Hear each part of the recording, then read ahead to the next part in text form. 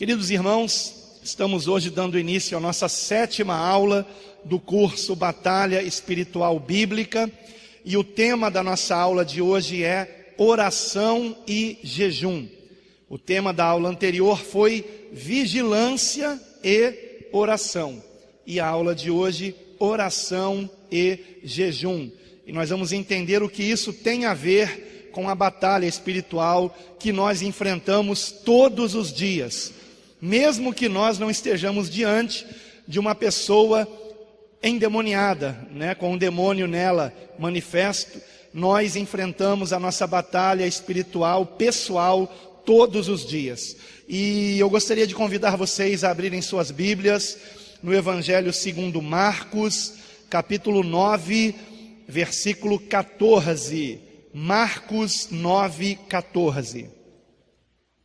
Evangelho segundo Marcos, capítulo 9, versículo 14, nos diz assim o texto sagrado: quando eles se aproximaram dos discípulos, viram numerosa multidão ao redor e que os escribas discutiam com eles. E logo toda a multidão, ao ver Jesus, tomada de surpresa, correu para ele e o saudava. Então ele interpelou os escribas: o que é que discutíeis com eles? E um dentre a multidão respondeu: Mestre, trouxe-te o meu filho possesso de um espírito mudo, e este, onde quer que o apanha, lança-o por terra, e ele espuma, rilha os dentes e vai definhando. Roguei a teus discípulos que o expelissem, e eles não puderam. Então Jesus lhes disse: ó geração incrédula, até quando estarei convosco? Até quando vos sofrerei? Trazei-mo aqui. E trouxeram-lhe. Quando ele viu a Jesus, o espírito imediatamente o agitou com violência, e caindo ele por terra, revolvia-se, espumando. Perguntou Jesus ao pai do menino: há quanto tempo isto lhe sucede? Desde a infância, respondeu, e muitas vezes o tem lançado no fogo e na água para o matar. Mas, se tu podes alguma coisa, tem compaixão de nós e ajuda-nos. Ao que lhe respondeu Jesus: se podes, tudo é possível ao que crê. E, imediatamente, o pai do menino exclamou com lágrimas: eu creio, ajuda-me na minha falta de fé. Vendo Jesus que a multidão concorria, repreendeu o espírito imundo, dizendo-lhe: espírito mudo e surdo, eu te ordeno, sai deste jovem e nunca mais tornes a ele. E ele, clamando e agitando muito, saiu, deixando-o como se estivesse morto, a ponto de muitos dizerem: morreu. Mas Jesus, tomando-o pela mão, o ergueu e ele se levantou. Quando entrou em casa, os seus discípulos lhe perguntaram em particular: por que não podemos nós expulsá-lo? Respondeu-lhes: esta casta não pode sair senão por meio de oração e jejum. Amém? Somente até aqui. Queridos, eu quero ir direto ao ponto, mas eu não posso deixar de comentar duas coisas aqui que não estão no script, que me ocorreram agora na leitura desse texto. A primeira delas é que Jesus não fazia da expulsão de demônios um espetáculo. Como é que eu tenho certeza disso?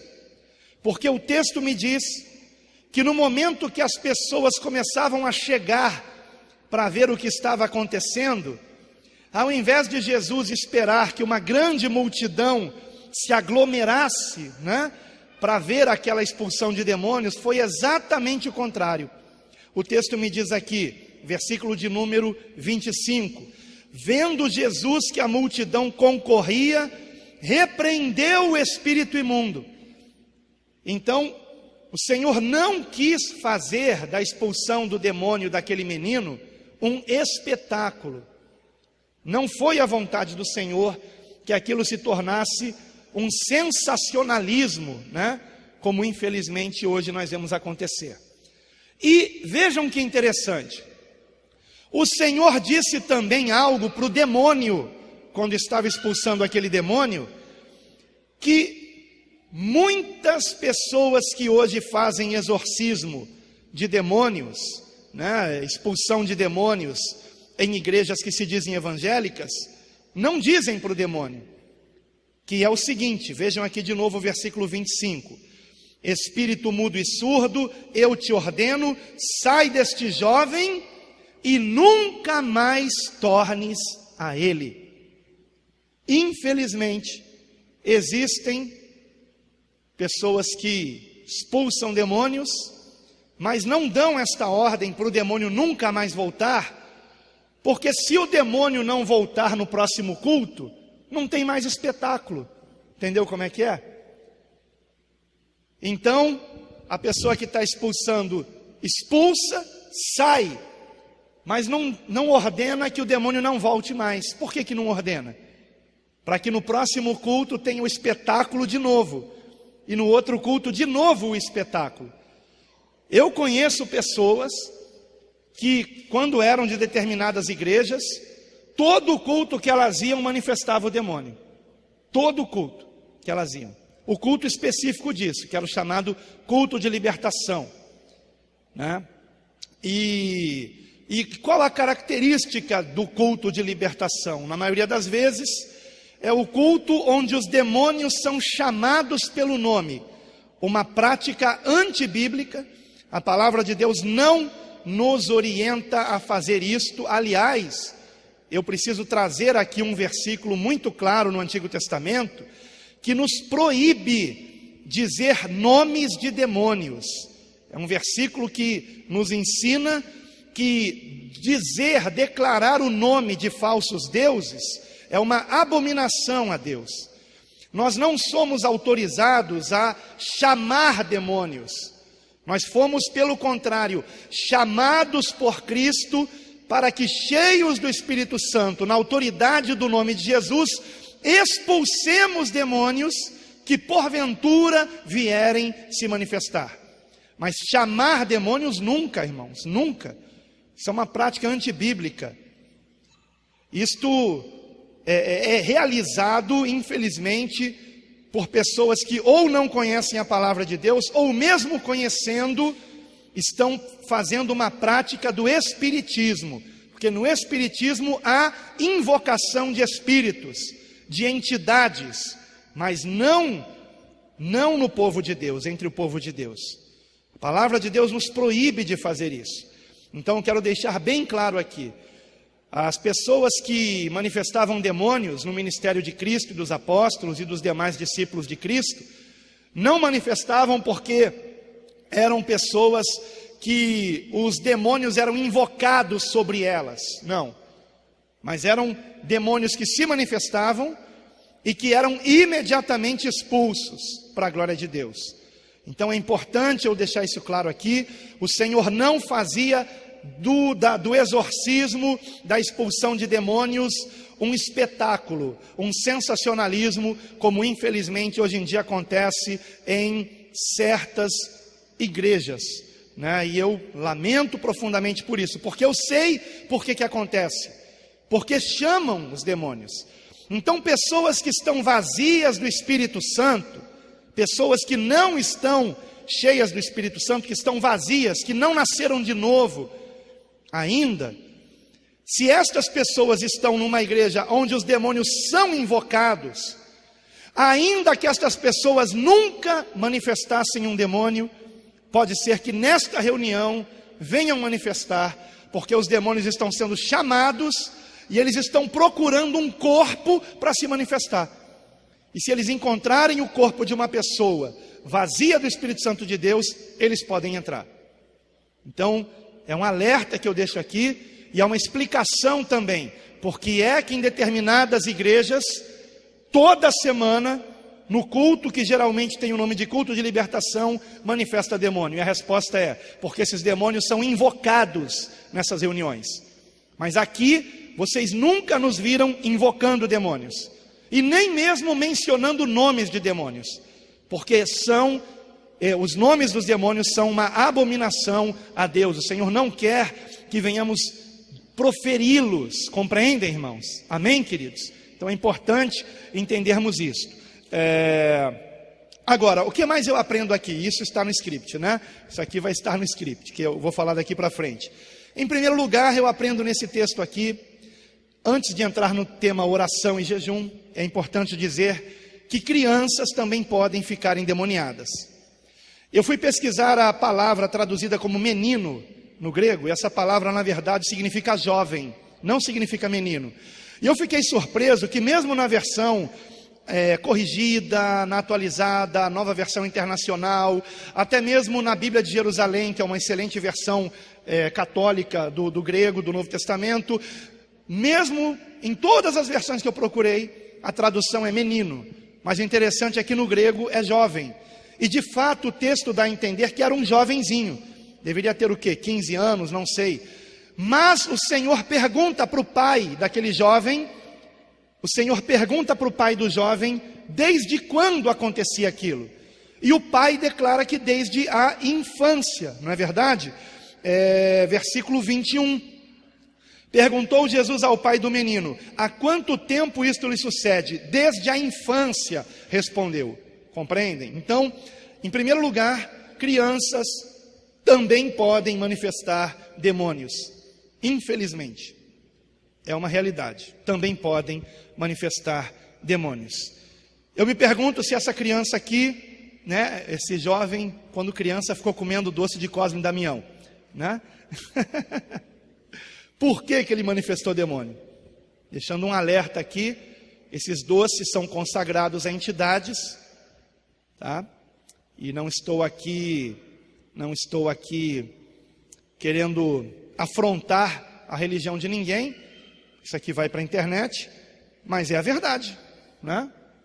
Esses doces, eles são primeiro consagrados a entidades, que se passam por duas pessoas que foram cristãs autênticas, chamadas Cosme e Damião, eram gêmeos e eram servos de Cristo genuínos, que na Igreja Católica se tornaram santos e na Umbanda, no Candomblé, vieram a ser as máscaras para certas entidades, né? Compreendem? Então, já deixo um alerta aqui, que nós temos que tomar cuidado com o que os nossos filhos comem, com quem os nossos filhos andam, para onde nossos filhos vão, o que as nossas crianças estão vendo pela televisão. Ainda nessa semana eu coloquei no grupo do WhatsApp da nossa igreja um vídeo, que é do canal Chance Final, e é um vídeo que é o áudio de uma mãe, que fala que o seu filho de uma hora para outra disse que queria ser menina, só que o filho dela era menino, e de uma hora para outra disse que queria ser menina. E o Senhor mostrou para ela, né, que a raiz daquele problema, que era demoníaco, eram certos desenhos animados que o filho dela estava assistindo pela televisão. Pode até ser que alguém, né, aqui mesmo, ou quem veja pela internet diga, que bobagem, isso é um fanatismo. Eu estou aqui compartilhando o testemunho de uma mãe. Quando essa aula for para a internet, eu vou colocar o link, para que, nesse momento vai estar aparecendo na aula na internet, para que aqueles que quiserem assistir esse vídeo, assistam e confiram o que eu estou dizendo. É muito forte, é muito importante que nós estejamos compreendendo isto. Amém? Em segundo lugar, eu vejo nesse texto também, que há demônios que não saem com facilidade. Vejam comigo o versículo de número 18. E este, onde quer que o apanha, lança-o por terra, e ele espuma, rilha os dentes e vai definhando. roguei a teus discípulos que o expelissem, e eles não puderam. Ou seja, os discípulos de Cristo, com exceção de Pedro, Tiago e João, que estavam com Jesus no monte, no momento que estava acontecendo aquela situação que foi ao pé do monte, foi logo depois da transfiguração que acontece essa passagem, esse episódio. O Senhor Jesus desce do monte com Pedro, Tiago, João, e se depara o Senhor e esses 3 apóstolos com esta situação. Então vejam, enquanto Jesus e 3 dos seus apóstolos estavam no monte, estava acontecendo aquela situação ao pé do monte. Os demais 9 apóstolos tentando expulsar aquele demônio, e o demônio não saía, o demônio não se retirava daquele menino. E isto acontece, irmãos. Os discípulos, aqueles apóstolos, estavam em pecado? Não estavam em pecado. E é importante eu colocar esse contraponto aqui, porque na aula passada eu mostrei que um demônio não estava sendo repreendido, porque a pessoa que o estava tentando expulsar estava em pecado. O próprio demônio declarou: você faz a minha vontade e quer me repreender? Né? Então, esta é uma situação. Pessoas, obviamente, que não estão cheias do Espírito Santo, não estão andando em consagração ao Senhor, não conseguem expulsar demônios em nome de Jesus. Porém, também pessoas que estão se consagrando ao Senhor podem ter dificuldades para expulsar demônios, e é o que nós vamos examinar hoje aqui. Em terceiro lugar, vejam comigo, por favor, o versículo de número 19 e depois o 23, Marcos 9, 19. Então Jesus lhes disse: ó geração incrédula, até quando estarei convosco? Até quando vos sofrerei? Trazei-mo. Olha o que Jesus disse: ó geração incrédula. O que é a incredulidade? É a falta de fé. Muito bem, é a incredulidade. Então o Senhor está dizendo o quê? Vocês não expulsaram esse demônio porque faltou fé. Isto será enfatizado no versículo 23, ao que lhe respondeu Jesus: se podes, tudo é possível ao que crê. Amém? Tudo é possível ao que crê. Então, em primeiro lugar, aqui, ou até em terceiro lugar, eu aprendo aqui nesse texto, que o Senhor Jesus ressalta a importância da fé no exorcismo. Porém, vejam comigo que ele vai agora relacionar o ato de ter fé com a prática da oração. A fé, ela é desenvolvida e se torna evidenciada por meio da prática da oração. E isto está dito neste texto aqui. Vejam comigo o versículo de número 28 e 29. Quando entrou em casa, os seus discípulos lhe perguntaram em particular: por que não podemos nós expulsá-lo? Respondeu-lhes: esta casta, ou seja, esta casta de demônios, não pode sair senão por meio da oração e jejum. Amém? Então, ao mesmo tempo que o Senhor declara que necessitamos de fé para expulsar certos demônios, de uma fé ainda maior, ele relaciona a fé, ou melhor dizendo, a quantidade de fé, a nossa quantidade de tempo que passamos com Deus em oração. Porque me parece óbvio que quando o Senhor Jesus diz que esta casta não pode sair senão por meio da oração, o Senhor não está se referindo apenas a termos orado quando acordamos de manhã por 5 minutos, ou quando vamos dormir por outros 5 minutos. O Senhor está certamente se referindo a uma prática de oração, a uma disciplina de oração, a nos dedicarmos à oração. Sem dúvida nenhuma, é disto que o Senhor está tratando aqui. E não é por acaso que o Senhor está falando de oração no mesmo texto que ele está falando de fé, que é o mesmo texto onde encontramos a expulsão de um demônio que não havia saído porque os discípulos foram repreendidos por não terem fé e orientados a orar mais para que consigam expulsar determinados demônios. Compreendem, queridos? Agora, eu quero ressaltar aqui também que a mesma pergunta que os discípulos fazem no versículo 28 de Marcos capítulo 9, eles fazem também na passagem paralela do Evangelho de Mateus, mas a resposta em Mateus é um pouquinho diferente. Veja comigo a resposta em Mateus, capítulo 17, versículo 19. A pergunta está no 19, a resposta no 20. É a mesma pergunta, Mateus, capítulo 17, versículo 19.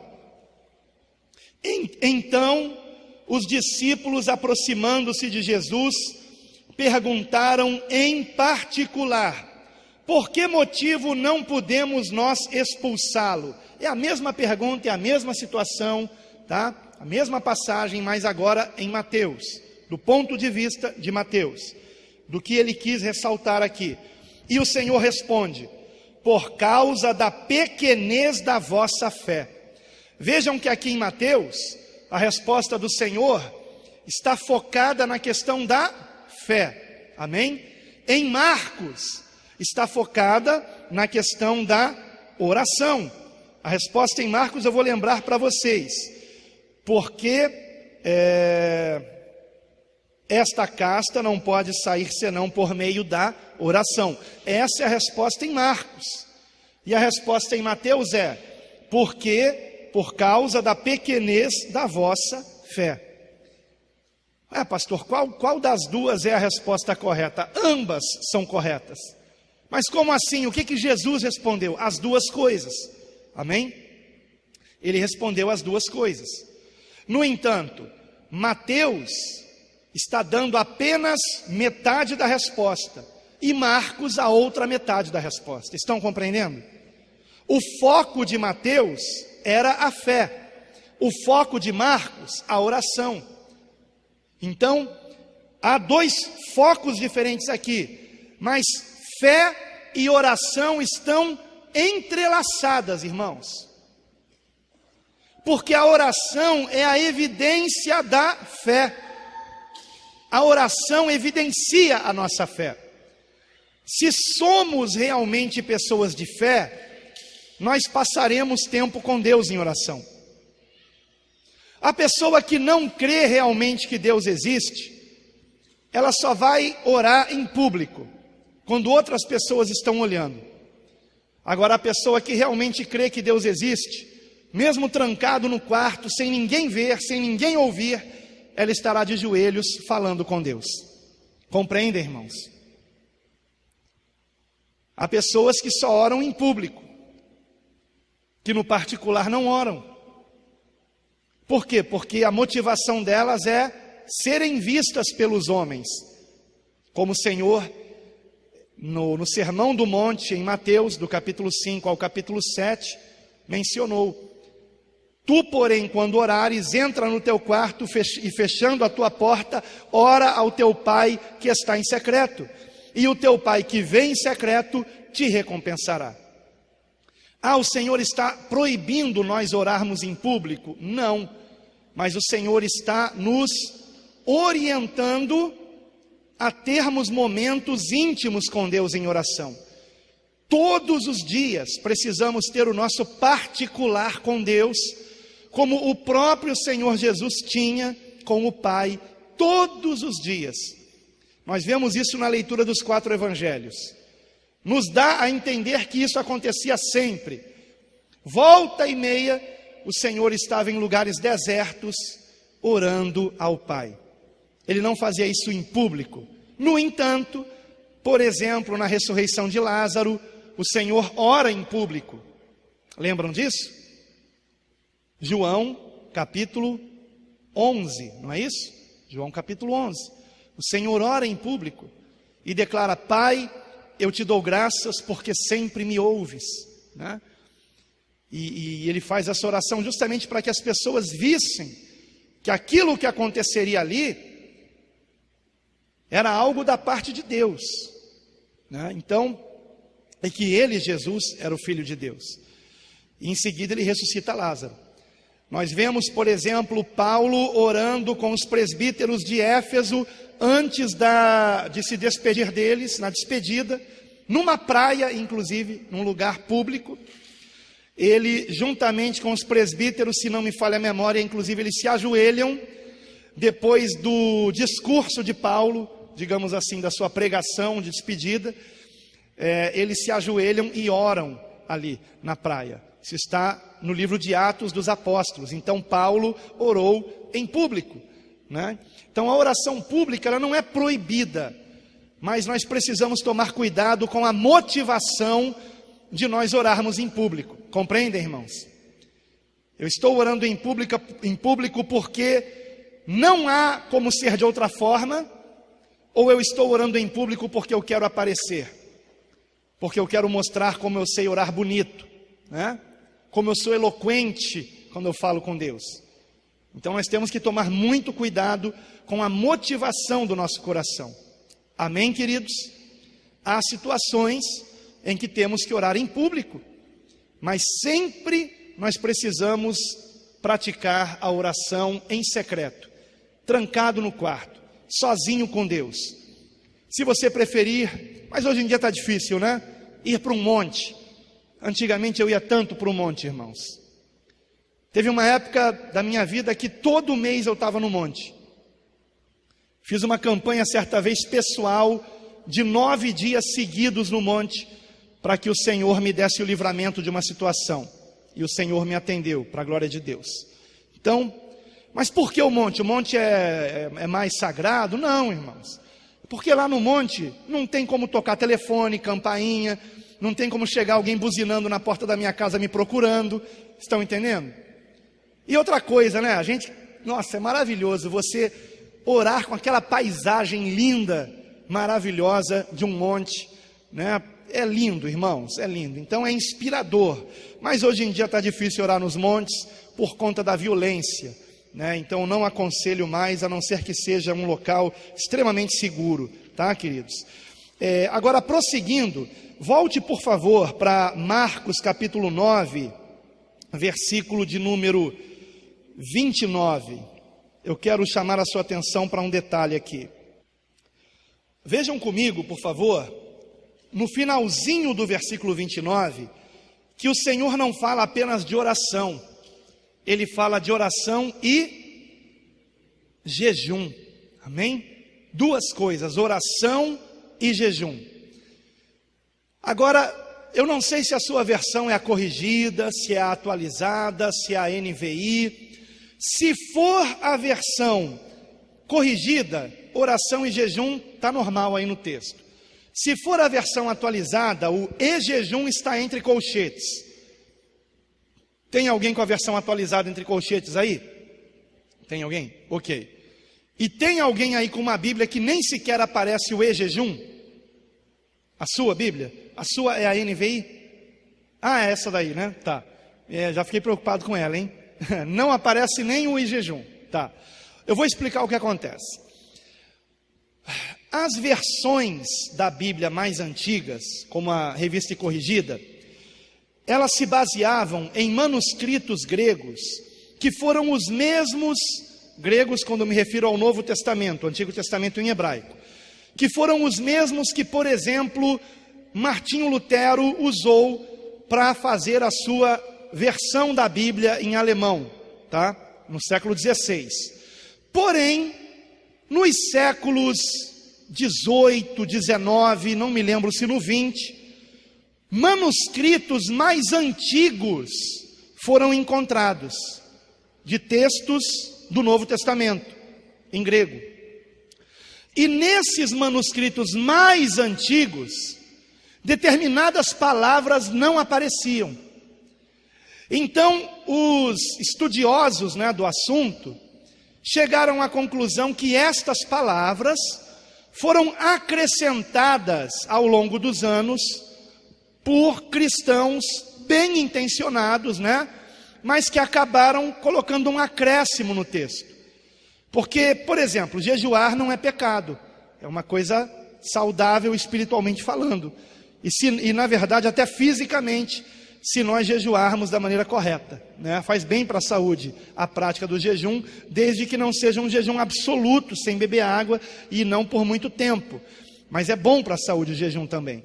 Agora, talvez esta palavra, e jejum, não tenha de fato saído dos lábios do Senhor, ou é exatamente o contrário, ou esses manuscritos mais antigos, nesta passagem, a pessoa que copiou esse manuscrito não colocou o jejum porque não gostava de jejuar, entendeu? Então a gente fica numa situação difícil de sabermos, Agora, qual é a minha tendência? A minha tendência é aceitar que o Senhor Jesus disse oração e jejum. E eu vou explicar por quê. Porque a quantidade de manuscritos que traz oração e jejum é de milhares de manuscritos, milhares.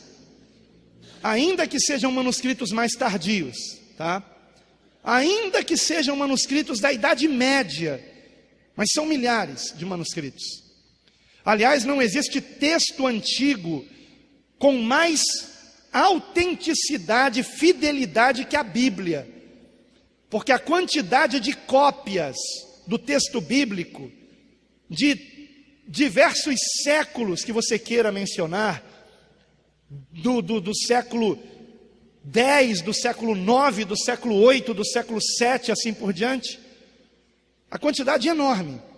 Lembre-se que não havia naquela época, obviamente, máquina de cópia, copiadora, não havia xerox, não havia nada disso, não havia imprensa, era tudo copiado à mão. Então pode ser que alguém na hora de copiar colocou oração e esqueceu de escrever jejum, ou pode ser que esse bendito não gostasse de jejuar, e ele parou na oração que falou, se eu colocar jejum vai me complicar aqui. Compreendem, irmãos? E o interessante é que esse manuscrito que não traz o jejum, apesar de ser mais antigo, é um manuscrito que foi encontrado no Egito, que era um local de muita heresia no cristianismo. Então, existe essa questão, irmãos? Então, eu prefiro o texto que traz oração e jejum.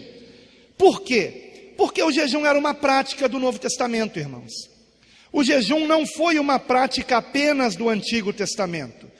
Então, ainda que a palavra jejum possa ter sido um acréscimo posterior em Marcos capítulo 9, versículo 29, e aliás, esse versículo 29, ele aparece todo ele no texto de Mateus, no versículo 21, entre colchetes, na versão revista e atualizada, e não sei se ele aparece nessa nova versão da atualizada que foi lançada esse ano, mas o fato é que eu prefiro acreditar que isto não é um acréscimo, porque o fato é que a igreja, em Atos dos Apóstolos, praticava o jejum, e nos textos onde a igreja aparece praticando o jejum, não há nada entre colchetes, ou seja, estas passagens constavam tanto dos textos mais recentes, da Idade Média, quanto dos textos mais antigos.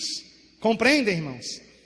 Então, o jejum era uma prática. Eu queria que você examinasse comigo, para a gente consolidar isso aqui, porque existe, e principalmente na internet, uma corrente de pessoas que se dizem cristãs, não duvido que amem Jesus, mas que dizem que o jejum não é para nós, que o jejum era para o Antigo Testamento. Então tá bom, então vamos para o Novo Testamento. Atos capítulo 13, versículo 2, nos diz o texto: e servindo eles ao Senhor e jejuando, disse o Espírito Santo: separai-me agora Barnabé e Saulo para a obra a que os tenho chamado. Então, jejuando e orando, e impondo sobre eles as mãos, os despediram. Vejam que interessante. Vejam que interessante, irmãos.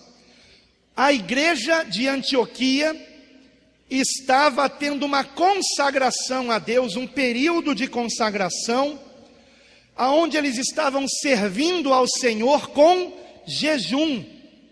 É o que diz o versículo 2. Servindo eles ao Senhor e jejuando, disse o Espírito Santo. E o que foi que o Espírito Santo disse? Não jejuem, isso é para o Antigo Testamento. Foi isso que o Espírito Santo disse? Não, o Espírito Santo disse: separem-me agora Barnabé e Saulo para a obra a que os tenho chamado. Ou seja, o Senhor estava chamando Barnabé e Saulo para missões, para eles percorrerem cidades, nações, pregando o Evangelho. E o Espírito Santo revelou isto quando a igreja estava praticando o quê? O jejum. E olha que interessante, o versículo seguinte, o 3, dirá: Então, jejuando e orando. Vejam que interessante. Mais uma vez o jejum está sendo enfatizado aqui.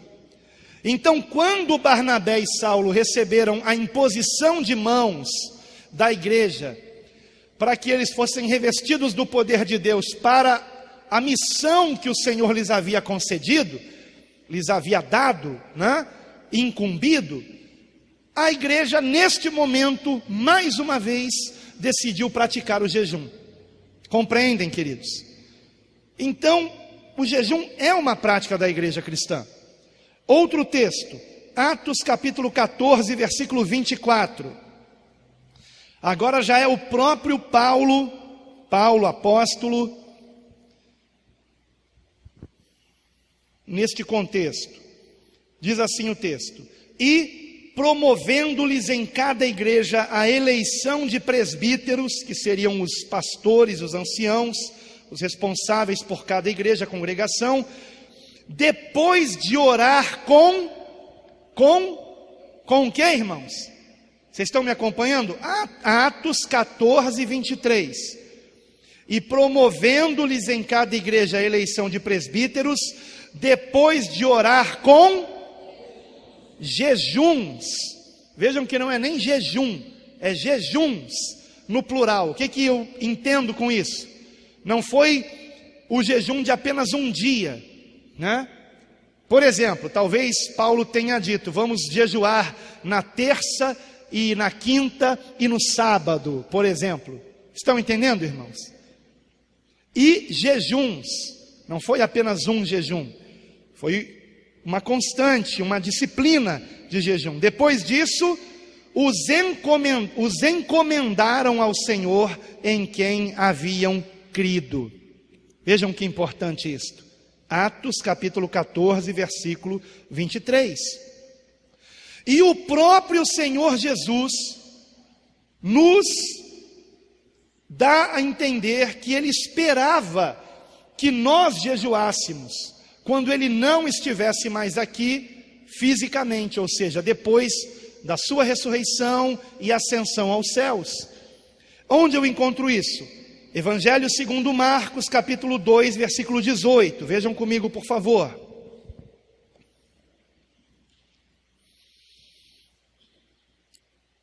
Nos diz assim, Marcos capítulo 2, versículos 18 a 20. Ora, os discípulos de João e os fariseus estavam jejuando. Vieram alguns e lhe perguntaram: por que motivo jejuam os discípulos de João e os dos fariseus, mas os teus discípulos não jejuam? Respondeu-lhes Jesus: podem porventura jejuar os convidados para o casamento, enquanto o noivo está com eles? Durante o tempo em que estiver presente o noivo, não podem jejuar. Dias virão, contudo, em que lhes será tirado o noivo, e nesse tempo jejuarão. Amém? Então o Senhor está aqui dizendo claramente que durante o período em que Ele não estivesse conosco, em que nós estivéssemos aguardando a volta do noivo, para finalmente haver esse casamento, né, eterno da igreja com o Senhor, até que isto aconteça, a igreja deve jejuar, nós devemos jejuar. Então o Senhor espera que jejuemos. E por que eu estou tratando disso aqui agora? Porque, queridos, se de fato aquela palavrinha jejum não se tratou de um acréscimo, mas se realmente o Senhor Jesus disse que há determinadas castas que não saem a não ser por força de oração e jejum, nós precisamos jejuar também por este motivo, para que não venhamos nos deparar com uma situação em que um demônio não possa ser expulso por conta de não termos nos preparado espiritualmente da maneira adequada, que é com oração e também com jejum. Amém, queridos? Então é muito importante que nós compreendamos que o jejum tem o seu papel na batalha espiritual. Tem o seu papel. Se queremos de fato prevalecer contra toda oposição maligna, precisamos de maior consagração a Deus. Precisamos orar mais e jejuar mais. Talvez alguns começaram a jejuar, talvez nem jejuem ainda, e precisamos praticar o jejum. Esse é o tema de hoje, como eu já mencionei, oração e jejum. Porque se queremos ser cheios do Espírito Santo, não basta apenas lermos as Escrituras, meditarmos nas Escrituras, precisamos orar sobre a palavra de Deus, para que esta palavra se torne aplicada na nossa vida, e precisamos também jejuar. Não digo aqui que temos que jejuar todo dia, mas precisamos jejuar eventualmente. E eu até, no meu caso, como alguém mais envolvido na obra, frequentemente preciso jejuar, né? Eu gostaria de examinar um outro texto com vocês, muito importante. Vamos fazer o seguinte, vamos falar agora apenas de oração, e daqui a pouquinho eu volto a falar de jejum, amém? Lembram que eu disse no início que a oração e a fé estão entrelaçadas? Fé e oração caminham juntas. Por quê? Porque uma pessoa que diz ter fé, ela terá a evidência da sua fé através da oração. Ou seja, será uma pessoa que pratica a oração. E se esta pessoa pratica a oração, é porque ela tem fé. Porque uma pessoa que não tem fé, não ora. Compreendem, irmãos? Então, como é que eu sei que uma pessoa tem fé? Se esta pessoa tem a marca da oração na sua vida, ela se tranca no quarto e fica orando, esta pessoa tem fé, irmãos. Ela tem fé. E o Senhor exaltará a sua fé. Com certeza. Nos momentos, sabe, onde o poder de Deus precisar ser manifesto, esta pessoa será um instrumento nas mãos de Deus. Vamos para Lucas capítulo 18, versículo 1. Nos diz assim o texto: Disse-lhes Jesus uma parábola sobre o dever de orar sempre e nunca esmorecer. Havia em certa cidade um juiz que não temia a Deus, nem respeitava homem algum. Havia também naquela mesma cidade uma viúva, que vinha ter com ele dizendo: julga a minha causa contra o meu adversário. Ele, por algum tempo, não a quis atender, mas depois disse consigo: bem que eu não temo a Deus, nem respeito a homem algum. Todavia, como esta viúva me importuna, julgarei a sua causa, para não suceder que, por fim, venha a molestar-me. Então disse o Senhor: considerai no que diz este juiz iníquo. Não fará Deus justiça aos seus escolhidos, que a Ele clamam dia e noite, embora pareça demorado em defendê-los, digo-vos que depressa lhes fará justiça. Contudo, quando vier o Filho do Homem, achará porventura fé na terra? Algumas observações aqui. Primeiro, a oração é um dever diário. Versículo 1, o Senhor disse sobre o dever de orar sempre e nunca esmorecer. Orar sempre. Esse sempre é todos os dias. Amém, queridos? Então, em primeiro lugar, que a oração é um dever diário. É um dever. Não é apenas um direito que temos. Eu tenho o direito de falar com Deus, de me achegar a Ele, de entrar no Santo dos Santos, pelo novo e vivo caminho, pelo sangue de Jesus. Mas não é apenas um direito, é um dever. Nós temos que fazer isso, todos os dias.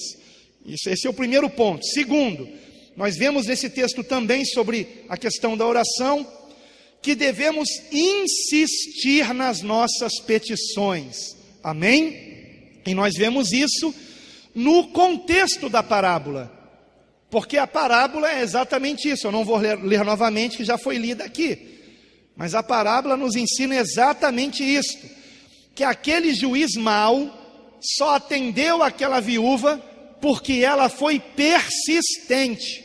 Compreendem, irmãos? E quando aquele juiz percebeu que aquela mulher não ia deixar de insistir, ele, mesmo sendo mau, atendeu aquela mulher. E o Senhor nos ensina o quê? Que se um juiz mau atendeu a mulher insistente, quanto mais Deus, sendo bom, nos atenderá se nós insistirmos. Compreendem, irmãos? Ainda que pareça demorado em nos atender, disse o Senhor, que depressa Ele nos fará justiça. Porque o tempo do homem não é o tempo de Deus. Às vezes parece que Deus está demorando, mas é porque Deus já está trabalhando nos pormenores para nos dar aquilo que precisamos. Compreendem, irmãos? É uma série de questões que às vezes envolve um pedido de oração. Uma série de questões. Por exemplo, Senhor, eu preciso de um emprego melhor. E talvez para que o Senhor te dê o emprego que você realmente precisa, é necessário que primeiro essa vaga apareça, né? Então talvez seja necessário que alguém que está nessa vaga seja retirada, talvez para uma coisa até melhor para ela, para que o Senhor te dê isso. Compreende, irmãos? Então, às vezes nós pedimos coisas a Deus e achamos que Ele está demorando. Agora, temos que pedir insistentemente. Amém, queridos? Isso é o que o Senhor nos ensina. Essa ideia de que eu tenho que pedir uma vez só e nunca mais pedir. O diabo bate palma para esse ensinamento. Mas existem alguns que se dizem cristãos, não duvido que amem Jesus, mas estão enganados com o que o Senhor nos ensinou. Ele nos ensinou a insistir nas nossas petições. Não na mesma oração. O Senhor também nos ensinou que quando oramos, não temos que na mesma oração ficar repetindo igual tagarelas o que já dissemos uma vez. Compreendem? Não é repetição. Senhor, me dá um emprego, Senhor, me dá um emprego, Senhor, me dá um emprego, até virar um mantra aquilo ali. Senão, não é do agrado do Senhor. Mas sim, você pediu um emprego hoje, peça amanhã e continue pedindo até que você receba. Amém? É um ato de humilhação na presença de Deus, de humildade, de você reconhecer que isso vem de Deus, de que a sua bênção virá do Senhor, para a glória de Deus. Terceiro ponto, versículo 7, nos ensina, este versículo, que devemos orar com disciplina. Por quê? Porque o texto diz o seguinte, que Deus fará justiça aos escolhidos dele, que a Ele clamam dia e noite. Então os seus escolhidos têm uma disciplina de oração. Eles não oram só uma vez ao dia, eles oram no mínimo de dia e de noite. Lembram de Daniel, que orava 3 vezes ao dia, todos os dias? Ele tinha uma disciplina de oração.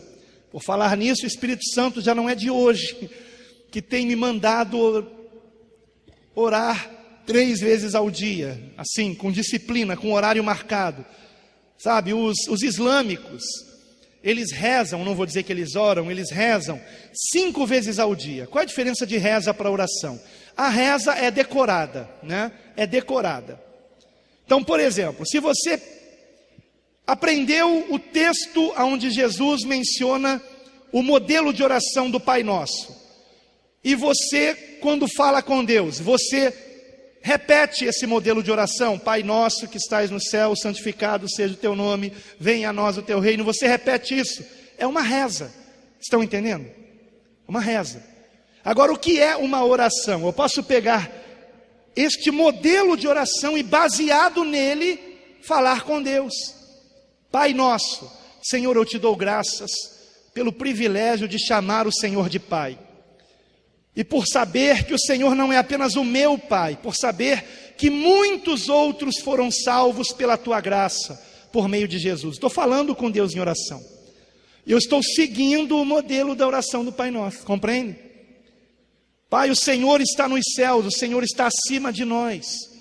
O Senhor é soberano, o Senhor tem todo o poder, compreende? Então eu estou seguindo a reza que muitos fazem, mas fazendo disto o que realmente deve ser feito, apenas um modelo de oração, e não uma reza.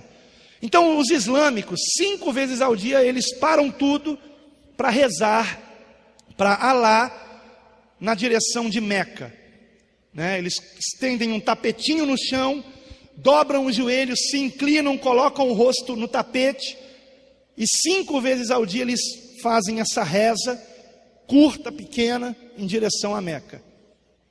Isto é para nós constrangedor, no mínimo, não é? Quantas vezes ao dia nós paramos tudo para orar? Jesus muito acertadamente disse, aliás, ele nunca erra, né? O Senhor disse que os filhos das trevas são mais prudentes que os filhos da luz. Vejam só, né? Os islâmicos, inclusive, jejuam também. Vocês sabiam disso, né? Aliás, eles têm o período do Ramadã, que é o jejum de, se não me falha a memória, um mês inteiro jejuando. Claro que não é um jejum de 24 horas, né? Não sei como é que é exatamente. 12 horas todos os dias ao longo de um mês. 12 horas sem água e sem comida, hein? E o nosso jejum de 12 horas geralmente é água liberada. Também é só água, né? Não é vitamina, milkshake, não, só água, tá, irmão? Mas vejam só. Então é constrangedor, irmãos. Será que nós temos uma disciplina de oração? Meu Deus, certa vez eu ouvi, não me lembro quem foi que disse, se não me falha a memória, foi um herói da fé, desses do livro Heróis da Fé, de Orlando Boyer, que se nós não conseguimos orar de madrugada ao nosso Deus, é porque o nosso sono tem mais importância que o nosso Senhor. Isso é muito forte, irmãos. E se nós não conseguimos acordar um pouco mais cedo para orar a Deus, é porque Ele não é a prioridade na nossa vida. Compreendem? Talvez escovar os dentes seja a prioridade, tomar o café da manhã seja a prioridade, quando na realidade a prioridade precisa ser Deus. Pastor, eu já acordo correndo, eu acordo e já vou correndo tomar o café, porque senão eu perco o ônibus para o trabalho. Eu entendo. Então acorde 15 minutos mais cedo. Ah, pastor, eu já durmo tão pouco. É exatamente disso. Dorme pouco porque dorme tarde. E às vezes dorme tarde porque fica vendo filme na TV. É ou não é? Por que dorme tarde? Porque fica na internet, fica no WhatsApp, e vai dormir depois da meia-noite. Eu fico vendo, gente, às vezes passou da meia-noite, está lá o WhatsApp, né, assoviando. Gente que está depois da meia-noite postando coisas em grupos de WhatsApp. Vão dormir, vão orar. E isso serve para mim também. Não que eu tenha a prática de ficar depois da meia-noite em WhatsApp, não faço isso. Mas, quantas vezes eu vou dormir tarde e não consigo acordar cedo por causa disso, porque eu fui dormir tarde. Então, para a gente acordar cedo para orar, temos que nos habituar a dormir cedo também. Amém, irmãos? Então, tem que ser uma disciplina. Versículo 8. Aprendemos no versículo 8 que a oração é a evidência da fé. Por que eu digo isso? Porque o assunto aqui de todo esse texto que nós lemos, do versículo 1 ao versículo 8, o assunto é oração. Mas no versículo 8, o Senhor menciona fé, ligando a oração à fé. O Senhor declara: achará porventura fé na terra, né? Então, vejam que interessante, aqui o versículo 8 diz assim: digo-vos que depressa lhes fará justiça, contudo, quando vier o Filho do Homem, achará porventura fé. Ué, mas o contexto não é oração? E de repente o Senhor fala de fé. O Senhor não deveria ter dito, porventura achará a prática da oração? Mas ao invés de Jesus dizer, achará a prática da oração, o Senhor fala, achará fé. Por quê? Porque a prática da oração é a evidência da fé. E não é verdade que hoje em dia não temos mais visto a prática da oração? Então isso me faz entender que o que Jesus disse aqui foi profético. Porque a pergunta de Jesus, contudo, quando vier o Filho do Homem, achará porventura fé na terra, é uma pergunta que nos indica que quando o Senhor retornasse, já não haveria mais a prática da oração como marca característica da sua igreja. E esta foi a marca da igreja do Senhor ao longo de todos os séculos, com exceção do século 21, irmãos. Com exceção do século 21. Irmãos, uma senhora que minha esposa e eu conhecemos, nos disse certa vez, de uma igreja que ela frequentava, que tinha um culto de oração, acho que era sábado, né? Todo sábado, era bem cedo, acho que era 6 horas da manhã. Não era isso, meu amor? 6 horas da manhã era o culto de oração, todo sábado. E ela disse que há coisa de uns 15 anos atrás, ela participava desse culto, a igreja lotava, irmãos. 6 horas da manhã, a igreja lotava. Só que ela não soube explicar. Os anos foram se passando e o número de pessoas começou a diminuir. O culto passou para 7 horas, o número continuou diminuindo, passou para as 8, continuou diminuindo. E hoje não tem mais o culto de oração, não tem mais. Porque já ninguém mais ia no culto. O que aconteceu? Eu já trouxe uma aula aqui no curso Despertando a Igreja, e essa aula, se não me engano, foi a primeira ou a segunda aula, e o título da aula é A Causa do Adormecimento da Igreja. E eu demonstrei aqui que a causa do adormecimento da igreja é a contaminação da mídia, televisão, internet, cinema, sabe, músicas mundanas também, com uma diversidade de ataques espirituais subliminares no nosso coração. De modo que, não é fanatismo não, eu acompanho notícias todos os dias, sou muito bem informado, aliás, mas eu parei de ver televisão, irmãos, parei de ver televisão, especialmente até noticiário também, que as notícias de TV aberta são notícias vendidas, tá? São notícias manipuladas. Então eu prefiro ir para a internet, pesquisar, e assim eu me informo. Agora é um perigo, sabe? Você deixar seu filho diante de uma TV o dia inteiro, vendo aquilo que você não está acompanhando, você está matando o seu filho. Você está matando o seu filho espiritualmente falando. Ele vai crescer, sabe, uma pessoa totalmente distante de Deus, se você não parar com isso agora, em nome de Jesus. Há uma contaminação. Então não vou entrar nesse assunto aqui agora, mas a causa do adormecimento da igreja, a causa dos cristãos de hoje não quererem mais tempo com Deus, é porque estão contaminadas pela mídia. Eu vou dizer mais, estão viciadas em mídia. Então, quando para orar, pensam assim: pô, tem tanta coisa para eu ver na internet, eu podia estar agora nesse momento vendo os vídeos da internet. Eu podia nesse momento agora estar vendo um filme no Netflix, eu estou aqui orando, perdendo meu tempo. Compreende? É uma coisa impressionante, irmãos. Na hora que a gente para orar, mas eu podia estar fazendo alguma outra coisa, eu podia estar usando esse tempo para me divertir, ou até uma boa desculpa para ver um noticiário, né? Mas a oração não é perda de tempo, irmãos. Muito pelo contrário. Quando nós praticamos a oração, coisas que nós faríamos que seriam demasiadamente difíceis, se tornam fáceis, porque nós oramos, porque o Senhor foi à frente preparando o caminho, os seus anjos trabalharam a nosso respeito. Compreendem, irmãos? É impressionante a importância da oração, e nós negligenciamos isso. Precisamos redescobrir a importância da oração, e não sabemos quando é que vamos estar diante de um endemoniado que está com demônios que só saem através de uma vida de oração e jejum, de uma pessoa consagrada. Compreendem, irmãos? Há demôniozinhos aí de baixo escalão, que qualquer novo convertido expulsa com a maior facilidade no nome de Jesus. Mas há demônios que são realmente casca grossa, igual aqueles que você viu na nossa aula passada, no vídeo que eu mostrei aqui.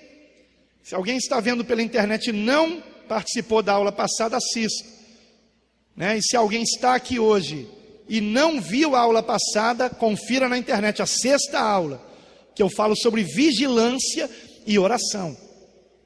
Há demônios que são difíceis de expulsar.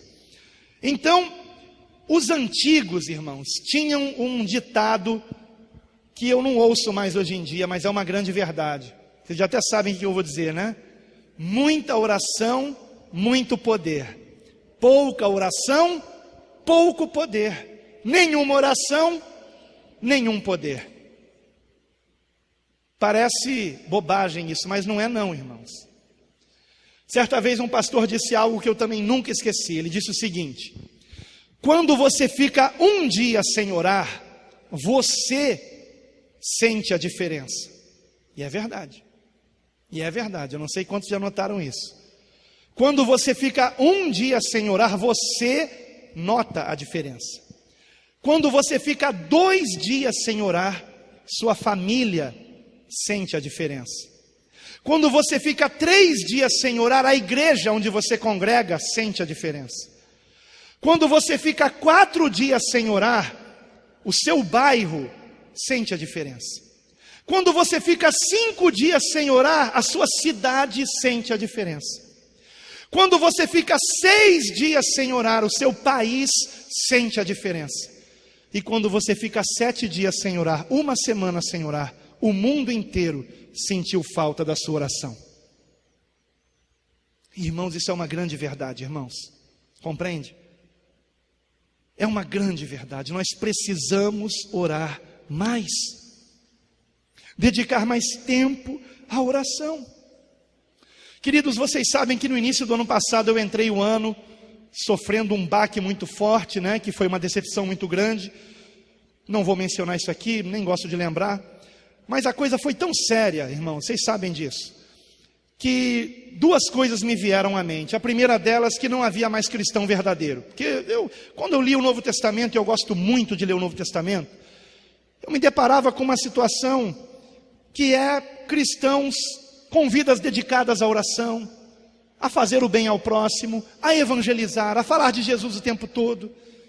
E hoje em dia a gente quase não vê mais ninguém assim. Então eu ia escrever um texto no meu blog, e o texto é que não existem mais cristãos. Eu ia colocar isso, né? Não existem mais. Na verdade ia ser uma pergunta: ainda existem cristãos? E no texto eu ia mostrar que não existem mais. Porque quando nós comparamos os cristãos de hoje com os cristãos do livro de Atos dos Apóstolos, das epístolas de Paulo, a gente vê que não existe mais. E aí, como é que foi que Deus fez? Isso foi a primeira coisa que passou. A segunda coisa que passou pela minha cabeça foi de deixar o ministério, né? Se não existe mais cristão, eu estou perdendo meu tempo. E aí vocês sabem que o Senhor me fez conhecer o missionário Reginaldo. Colocou esse homem dentro da minha casa. Eu não estou dizendo isso para exaltar o homem, não, mas para exaltar a Deus, irmãos. Porque somente com esse homem dentro da minha casa foi que eu descobri que ainda existem cristãos como os cristãos do livro de Atos dos Apóstolos. Em que sentido? Em que a sua vida é Jesus, só fala disso, só fala de Jesus. A sua vida é Jesus. Quem ele encontra no caminho está falando de Jesus. Hoje mesmo eu conversei com ele pelo celular e ele me disse que uma amiga dele, ele foi pegar o ônibus com ela, e essa amiga dele, né, ficou assim meio constrangida, me deu a entender isso, quando ele contou, me deu a entender isso, porque ele ali no ônibus estava falando de Jesus para o motorista do ônibus, né? E aí ele, depois que eles desceram do ônibus, ele disse para ela: mas a minha vida é Jesus, eu só sei falar de Jesus. Então qualquer pessoa que começa a conversar comigo, eu vou falar de Jesus para ela. E para mim foi um privilégio conhecer esse homem, porque eu preciso viver isso também, irmãos. Eu preciso viver isso também. E eu comprovei que ele é um homem de oração, que se trancava no quarto para orar, e orar, e orar, e às vezes passava a madrugada orando, compreendem, irmãos? E quando me chamava para orar, era 1 hora de joelho com ele orando. E certa vez, domingo de manhã, eu convidei ele para pregar aqui, ele se ajoelhou para orar. Foi inclusive no dia do aniversário da igreja, que foi a consagração dele. No domingo de manhã, ele se ajoelhou aqui, nesse altar, se ajoelhou para orar pela pregação. E quem disse que o homem levantava daquela oração? E orou, e orou, e orou, e não parava mais de orar. Foi mais de 40 minutos orando. E quando ele terminou de orar, ele disse: e agora, pastor, eu prego ou não prego mais? Usou o tempo que era da pregação orando. Mas houve um propósito nisso. À noite foi o aniversário da nossa igreja, o culto de aniversário, e muitos irmãos me disseram: pastor, foi o culto de aniversário mais cheio da presença de Deus que nós já tivemos na história da nossa igreja. Então, eu sei que foi o resultado de toda aquela oração que nós passamos de manhã, compreendem, irmãos? De modo que eu quero fazer disso agora uma constante aqui. Todo aniversário, domingo de manhã, a gente vai passar só orando. Amém? Para que a colheita venha no culto da noite, para a glória de Deus. Então, irmãos, nós nessa passagem aqui temos claramente a oração, né, completamente inserida na questão da fé. E nós temos também aqui a necessidade clara de nós orarmos com disciplina todos os dias, né? E como eu mencionei aqui o nosso querido missionário Reginaldo, eu gostaria de colocar aqui para vocês escutarem. Primeiro coloca aqui a imagem bonita dele aqui, por favor. Aliás, ou então põe um áudio, dá uma pausa nele, né? Não é isso? Dá uma pausa assim que ele entrar e põe de novo a imagem dele, do missionário. E o missionário vai pregar para a gente aqui já já. Põe aí a imagem dele, por favor. O missionário vai nos trazer uma palavra nessa aula, né? Como eu disse para vocês, eu conversei com ele pelo celular e eu pedi que ele gravasse um áudio para a aula de hoje. Eu comentei com ele qual seria o assunto da aula, e vocês sabem que ele ama esse assunto, e ele tem uma palavra para nós. Vamos ouvir o missionário Reginaldo então. A paz do Senhor, amados. Eu gostaria que os irmãos abrissem suas Bíblias no livro de Marcos, capítulo 1, versículo 35. E nós vamos ver aí a importância da oração. A Bíblia diz que Jesus, durante as madrugadas, ele estava orando, estava buscando a Deus. E por que Jesus estava fazendo isso? Porque ele queria nos deixar alerta de que nós precisamos estar preparados. Nós precisamos estar atentos aos acontecimentos que poderão vir em nossas vidas. E eu acho interessante que quando Jesus, lá no livro de Mateus, capítulo 4, quando Jesus foi levado ao deserto, eu tenho certeza que Jesus, além de jejuar, ele também orou. Ele também estava orando, ele também estava buscando ao Senhor. Queridos, eu particularmente entendo que a oração, ela deve ser priorizada em nossas vidas. Eu já vivi momentos na minha vida que através da oração o Senhor falou comigo e o Senhor me preparou para essas situações. Eu lembro-me de uma vez que eu estava orando e Deus tocou no meu coração para que eu fosse a uma cidade. E nesta cidade o Senhor me usou para livrar uma pessoa do suicídio. Eu não vou contar o testemunho porque é longo, mas eu estou contando assim, resumidamente, para os irmãos entenderem que a oração, ela nos prepara, a oração, ela nos capacita. Já pensou, se você não ora e de repente você se depara com uma pessoa endemoniada dentro de um ônibus, ou de repente um vizinho seu está com um problema de ordem espiritual e você, de repente, não está orando, não está tendo uma vida de oração, não está conseguindo falar com Deus diariamente, você vai se sentir fraco diante desta situação. Então é importante nós orarmos. Eu lembro de um exemplo de um pastor que ele conta que ele estava passando em um canavial e ele pegou uma cana e levou para casa. Quando ele chega em casa, alguém bate na porta dele e disse que tinha uma pessoa endemoniada. Ele foi lá para expulsar o demônio. E quando ele chegou lá, o demônio olhou para ele e disse: "Você, ladrão de cana, que vem querer me expulsar?" E ele lembrou que, de fato, ele havia tirado uma cana sem pedir ao dono. E ele conta que ele se ajoelhou, orou, falou com o Senhor, e logo após este ato, de pedir perdão ao Senhor, de buscar a face do Senhor, ele conta que ele expulsou o demônio. Então, amados, a oração, ela é importante para nós estarmos preparados. Ela é importante porque ela nos capacita, Deus fala conosco. Eu, por diversas vezes, orando de madrugada, o Senhor tem falado comigo, o Senhor tem me mostrado situações, e o Senhor tem me alertado, mandado que eu ore e repreenda tal situação. Então, a oração, ela deve fazer parte da nossa vida. E quando você orar, você deve confiar e acreditar que Deus ouviu a sua oração e que Ele vai trazer a resposta para você. A Bíblia diz em Hebreus 11:6: sem fé é impossível agradar a Deus. Todo aquele que se aproxima de Deus deve crer que Ele existe, que Ele é galardoador daqueles que o buscam. Então, ore na certeza de que o Senhor vai te ouvir e trazer a resposta das suas petições. Que Deus os abençoe, que o Senhor use tremendamente o pastor Alan nesta aula de hoje à noite. E eu quero dizer aos irmãos que eu estou com muitas saudades e logo em breve estarei aí em São Gonçalo abraçando cada um dos irmãos. Que Deus abençoe.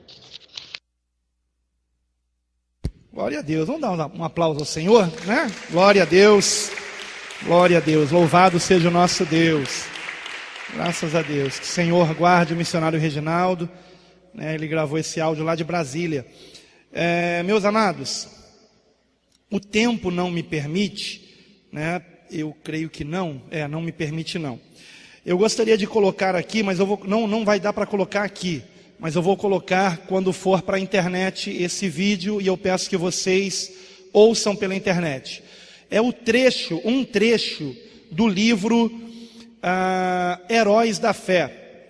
Esse livro, Heróis da Fé, ele é um livro que foi publicado pela CPAD, o seu escritor é Orlando Boyer, e o subtítulo do livro é 20 homens extraordinários que incendiaram o mundo.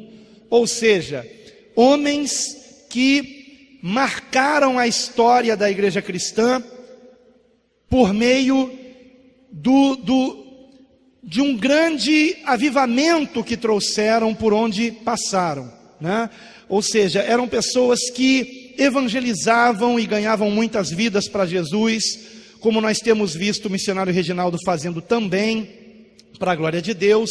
E o interessante é que logo na introdução desse livro está escrito que o segredo desses homens era o mesmo, todos eles tinham o mesmo segredo, que era passar tempo com Deus em oração. Mas quando eu digo tempo com Deus em oração, é tempo mesmo, no mínimo 1 hora por dia. Todos estes homens tinham esta marca. E o início do livro começa contando a história de uma pregação que se tornou famosa no mundo inteiro, de Jonathan Edwards, e esta pregação foi pecadores nas mãos de um Deus irado. Muitos de vocês já devem ter ouvido a história dessa pregação, eu vou colocar o áudio na internet, mas resumindo, o grande resultado desta oração não se deveu a uma retórica do pregador, a uma desenvoltura dele por trás do púlpito, porque inclusive Jonathan Edwards leu o texto do que ele pregou, e a história conta que ele estava lendo assim, ó. Ninguém conseguia nem ver o rosto dele quando ele lia a pregação.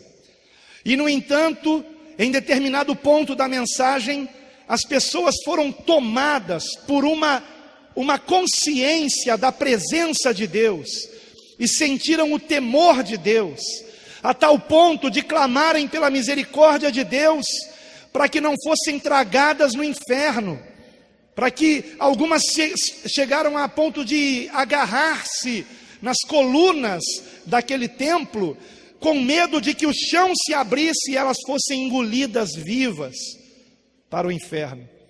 Tamanha foi a convicção do pecado que aquelas pessoas sentiram. A que se deveu isso? Ao texto daquele sermão?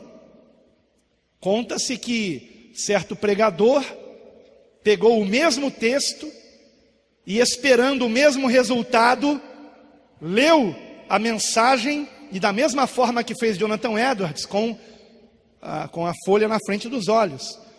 E de fato, quando ele terminou de ler aquele texto, ele tirou, a igreja estava caída, irmãos. Os irmãos estavam caídos, mas eram caídos de sono, tinham dormido, que não aguentaram a monotonia daquele sermão.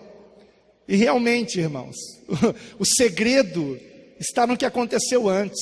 Antes de Jonathan Edwards pregar esta mensagem, por 3 dias, ele se isolou em oração e jejum. 3 dias falando unicamente com Deus, não comendo nada, apenas se alimentando da palavra de Deus e orando. E o resultado foi o que se viu nesta pregação: a unção de Deus. Certa pessoa que testemunhou o fato, disse que antes dele começar a pregar, ela ouviu alguém comentando, e de fato ela presenciou, e disse que foi mesmo assim, que a face de Jonathan Edwards parecia o rosto de alguém que tinha acabado de contemplar a face do próprio Deus. Imaginem, eu imagino que estava como a face de Estevão no momento que ele era apedrejado, sabe, irmãos? Então, este livro, né, que eu mencionei aqui, Heróis da Fé, ele conta a respeito, eu vou mencionar apenas 10 nomes aqui, que talvez você já tenha ouvido falar: Jerônimo Savonarola, Martinho Lutero, Jonathan Edwards, John Wesley, George Whitefield, Charles Finney, George Miller, Hudson Taylor, Charles Spurgeon e Dwight Lyman Moody, ou D.L. Moody. Estes 10 homens aqui são os mais conhecidos, mas há outros 10 que foram também tremendamente usados por Deus e que também são mencionados no livro. Agora, uma boa notícia para você: esse livro está também disponível em audiobook, né? E está na internet. Eu vou colocar agora, para quem está vendo na internet, o trecho de apresentação do livro, e eu quero motivar você a ouvir este livro em áudio. Eu pratiquei isso durante algum tempo, quando eu conheci o missionário Reginaldo, porque foi da seguinte maneira: como o missionário Reginaldo é fisicamente cego, ele não tem como ler livros que não estejam em braille, né? Então ele ouve audiobooks, e foi através dele que eu descobri que o livro Heróis da Fé está em audiobook. E uma prática que eu tenho feito, eu parei nesses dias, mas eu quero voltar a fazer: todo dia escutar pelo menos um capítulo desse livro. E cada capítulo, tirando os 2 primeiros, cada capítulo é a história de um desses homens. E é realmente algo que motiva a gente a orar, ouvir a história desses homens, queridos. Amém, amados? Eu gostaria de... Bom, vou colocar aqui agora apenas a deixa. Escutem agora o trecho de apresentação desse livro, Heróis da Fé. Apresentação. Visitei o velho templo de Nova Inglaterra, onde Jonathan Edwards pregou o comovente sermão Pecadores nas mãos de um Deus irado. Edwards segurava o manuscrito tão perto dos olhos que os ouvintes não podiam ver-lhe o rosto. Porém, com a continuação da leitura, o grande auditório ficou abalado. Um homem correu para a frente, clamando: Sr. Edwards, tenha compaixão! Outros se agarraram aos bancos, pensando que iam cair no inferno. Vi as colunas que eles abraçaram para se firmarem, pensando que o juízo final havia chegado. O poder daquele sermão não cessa de operar no mundo inteiro. Mas convém saber algo mais da parte da história geralmente suprimida. Imediatamente antes desse sermão, por 3 dias, Edwards não se alimentara. Durante 3 noites, não dormira. Rogara a Deus sem cessar: Dá-me a Nova Inglaterra. Ao levantar-se da oração, dirigindo-se para o púlpito, alguém disse que tinha o semblante de quem fitara, por algum tempo, o rosto de Deus. Antes de abrir a boca para proferir a primeira palavra, a convicção caiu sobre o auditório. Assim escreveu J. Wilbur Chapman acerca de Jonathan Edwards. Esse célebre pregador, contudo, não foi o único que lutou com Deus em oração. Ao contrário, depois de lermos cuidadosamente as biografias de alguns dos maiores vultos da Igreja de Cristo, concluímos que nunca se pode atribuir o êxito de qualquer deles unicamente a seus próprios talentos e força de vontade. Certamente um biógrafo que não crê no valor da oração, nem conhece o poder do Espírito Santo que opera nos corações, não mencionaria a oração como sendo o verdadeiro mistério da grandeza dos heróis da fé. Lemos, por exemplo, 2 livros, bem escritos, sobre a vida de Adoniram Judson. Quando estávamos quase a concluir que houvesse alguns verdadeiros heróis da Igreja, realmente grandes em si mesmos, encontramos outra biografia dele, escrita por um de seus filhos, Eduardo Judson. Nessa preciosa obra, descobre-se que esse talentoso missionário passava diariamente horas a fio, de noite e de madrugada, em íntima comunhão com Deus, em oração. Qual foi, então, o mistério do incrível êxito dos heróis da fé da Igreja de Cristo? Esse mistério foi a profunda comunhão com Deus que esses homens observaram. Não empregamos aqui a palavra herói no sentido pagão, isto é, de grandes vultos humanos divinizados. A Bíblia fala de homens ilustres em valor, os valentes, os fiéis, os vencedores. A vida desses homens foi que nos inspirou com seus sermões ardentes e empolgantes. Muitos crentes ficam satisfeitos por apenas escapar da perdição. Eles ignoram a plenitude da bênção do Evangelho de Cristo. Romanos, capítulo 15, versículo 29. A vida em abundância, João, capítulo 10, versículo 10, é muito mais do que ser salvo, como se vê ao ler as biografias referidas. Que o exemplo dos heróis da fé nos incite a procurar as bênçãos sem medida, citadas em Malaquias, capítulo 3, versículo 10. O autor. Agora, prosseguindo, queridos, o que nos falta aqui é falar sobre o jejum. Só que o nosso tempo se foi, né? O nosso tempo se foi. Então eu vou deixar uma aula só sobre a questão do jejum. E eu vou falar na próxima aula sobre jejum e revestimento do poder de Deus. Amém, queridos? Então a nossa próxima aula será jejum e revestimento do poder de Deus. Amém? Vamos orar então?